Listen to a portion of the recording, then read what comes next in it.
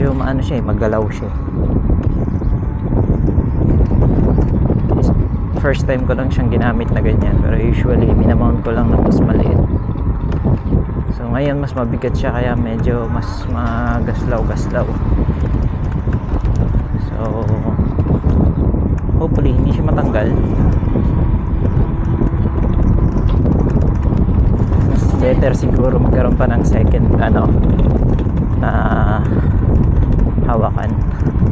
I mean for safety, yung meron siyang another mount na lagayan or clamp para sigurado.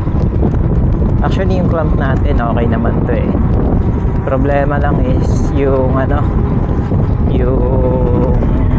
natin medyo mas mabigat na yung Insta360 kasi meron siya nakamount na na microphone. So